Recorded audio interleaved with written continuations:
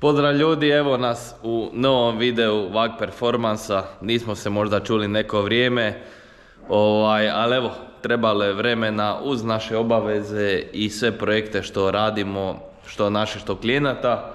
Trebalo je vremena da odradimo nešto, da se snimi video, a iskreno ovaj video koji sad ćemo vam pokazati, bila je namjena da ga maksimalno istestiramo, da ne pokazujemo znači klasične stvari tipa poput ugradnja turba, mislim da je to stvarno nepotrebno.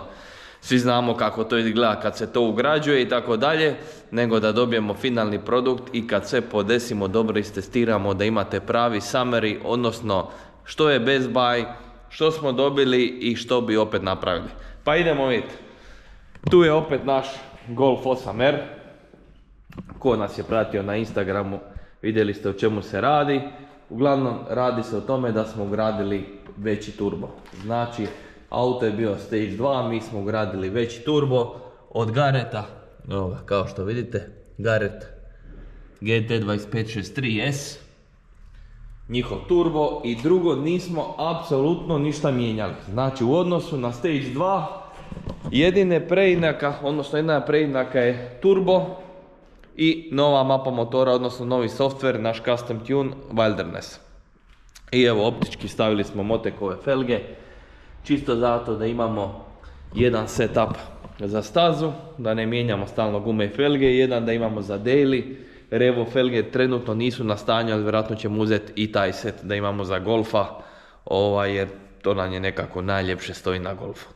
I tu su 355 mm Revo diskovi koji su znači u boji 8R kočnica. Sad ćemo staviti 380 diskova, ovi su pri kraju jer smo s ovim autom bili na Grobniku i tako dalje i tako dalje. Diskovi nas čekaju spremni, tako da ćemo napraviti konverziju na 380 i to će onda biti pravi pogodak za ovih 1600 kg i sad 500 plus konja. No, međutim, krenimo. Što znači?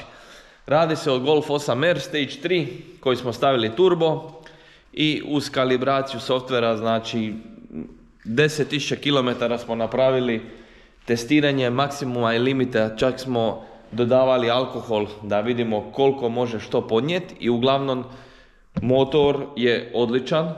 Nismo još vidjeli ni jednog tunera vani ni igdje da imamo problema s motorom na 8R. Pa evo, nadam se da nećemo biti ni mi, ali opet iskreno rađe da budemo mi koji imaju problem nego naš klijent. Znači mi ono što nudimo, mi ne pričamo rekli kazali, mi želimo sami ispitati na našem vozilu i kad se mi uvjerimo da radi i da je to sve dobro i mi istestiramo kako se to testira, ne penzija, vožnja, rekli bi ovi, ne pun gas, onda možemo ponuditi dalje.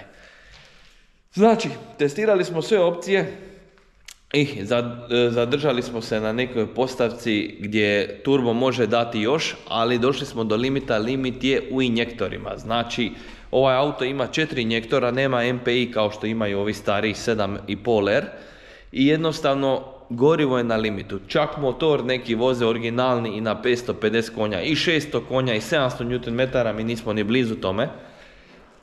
Ali evo, limit je u gorivu, što znači dok se ne ugrade veći injektori ili MPI, odnosno dodatno ubrizgavanje, nećemo moći dobiti više snage. Neki tuneri, doduše s drugim turbinama, veći turbo možda malo više snage, izbacuju neke brojke 540-50, ali što je problem? Problem je što mi smo vidjeli, što morate osiromašiti smjesu da bi auto mogao raditi na puno većem tlaku da bi dao te konje, znači recimo 2,3 bara. Mi jednostavno to ne želimo raditi i smjesa nam je idealna da je GT nizak, ali ne samo od 100 do 200 i onda da je to. Nego mi želimo da auto radi na plus 35, što smo i testirali jer je turbo ugrađen u 7. mjesecu. Mi želimo da auto radi na Grobniku na stazi, što je također smo testirali.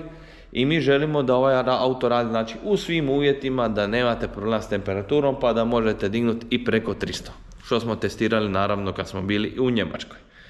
Dobro, znači standardno od auta je turbo, Racing Line usis karbonski, koje možete također naravno naručiti sve kod nas ugraditi, Revo intercooler, rekli smo Motek kočnice i, Motek felge, Revo kočnice i komplet Miltek auspuh 80 mm.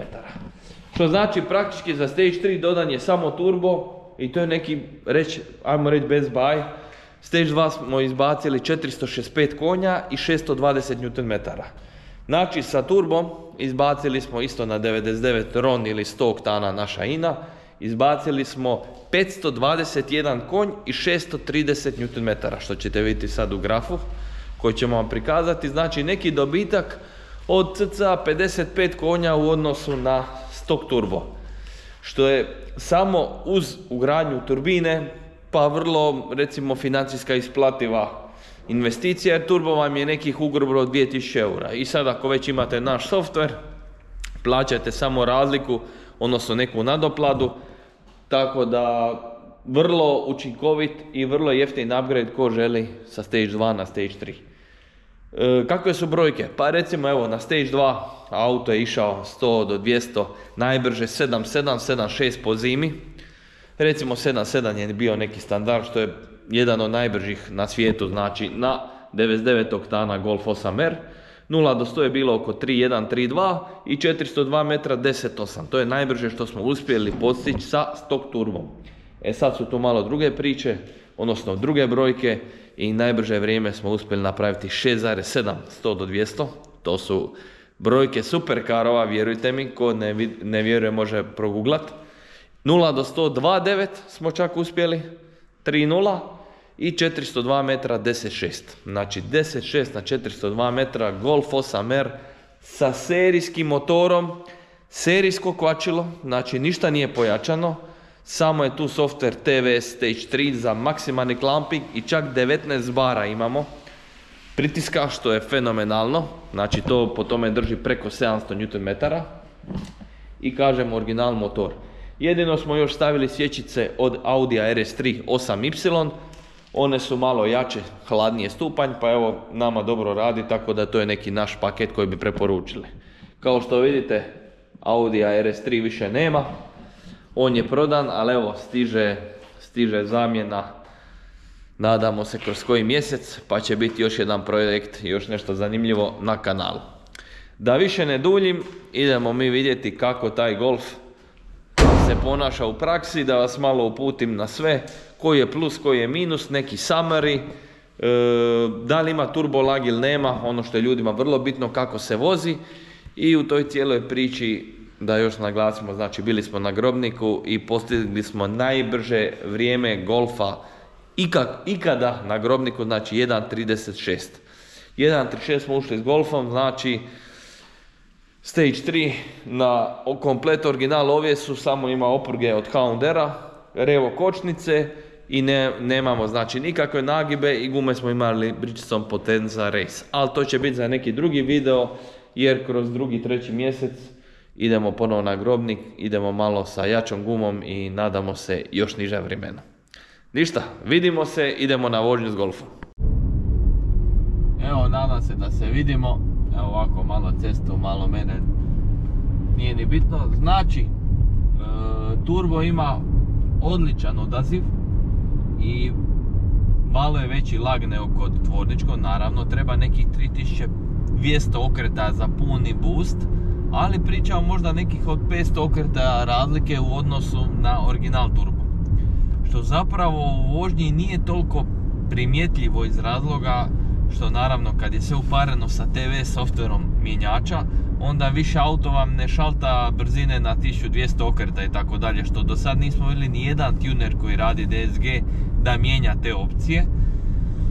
I auto je znači uvijek oko 2000 okreta, tako da i na sami dodir znači nije tup na gaz da vi dodajete gas, on ništa i onda zakuca dvije niže, ne. Nego jednostavno na lagani dodir, odnosno kako vi postepeno dajete gas, auto ide jednu brzinu niže i automatski tome vi ste već u rev range-u gdje auto ima normalni boost, tako da što se tiče toga, ko ne zna da mu date da vozi auto, ne bi uopće znao da se ne radi o originalnom turbo.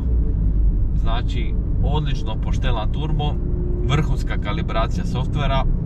Evo, trenutno auto ima 53.000 km, mi smo već 10.000 na Stage 3.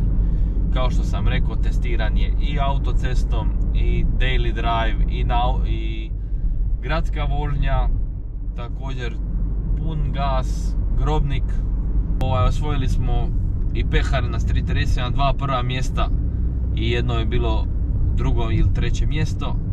Uglavnom radio auto savršeno, 10.6 je najbrže vrijeme, mislimo za jedan Golf 8R koji trenutno više nije toliko ni skup polovni, pričamo nekih 45.000 eura, imate performance 8R i jednostavno možete složiti pravi projekt.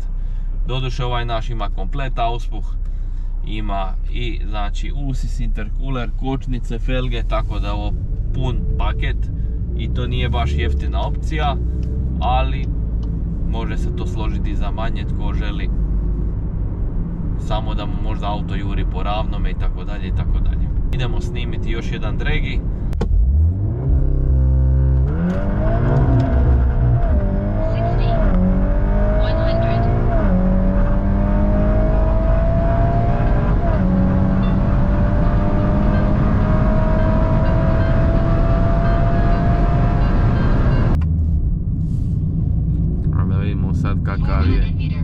Kakav je odaziv ako smo recimo 4-5 tisuća okreta. Znači da vidimo sad kakav je odaziv ako smo na 4-5 tisuća okreta, znači 4,5, bam. Znači trenutan odaziv, trenutno ubrzanje. Evo kako se taj auto ponaša ako je mijenjač u komforu, odnosno drive ili individual. Da ga on, vidite, pošto je TVS, on ga ne drži ga na 1200 okreta, nego on uvijek na oko 2 šalta i uvijek oko 1500 je on u nekoj brzini. I sad vi ako trebate malo gasa, vi date malo, on odmah ode četvrtu i odmah boosta. Evo, to je bio čisto malo gasa, znači nekih 20-30% nije bio kickdown. Znači vi ste u 6. idete 80 i date 30% gasa, on je odmah 5, 4 i već on ubrzava, odnosno nemate neki delay, možete preteći vozilo vrlo jednostavno i vrlo brzo. A sad ćemo vidjeti kako izgleda ako stisnemo, znači idete u drive-u 50-ak, evo 50-60 i on je sad na 1500 u 6. i odlučite se za kickdown, znači gotovo instantno punjenje i ubrzanje od 50 do 100 koje se dogodilo u trenutku. Evo, vratili smo se sa vožnje, vidjeli ste kako to izgleda, ubrzanje, performanse, video, jednostavno odličan paket. Golf 8R, znači svi koji imaju Golf 8R, Audi S3, Tiguan R, Leon Cupra ili Formentor VZ4, isti paket je za njih. Bitno da je vozilo do 2021. Nakon 2021. za mijenjač mapirati treba cijela mehatronika zamjena. Ništa nemoguće, samo je malo skuplje, ali tada dobivate vrhunske performanse. Eto ga, i za kraj još kao što smo rekli, stavit ćemo vam video, znači grobnik, gdje smo testirali Golfa i napravili 1.36.9. Evo ga jedan od kruga gdje smo taksirali lap, nemamo nažalost najbrži, ali imamo krugove gdje smo vozili naše prijatelje i klijente, pa pogledajte. Do idućeg videa, vaš VAG Performance. Vidimo se.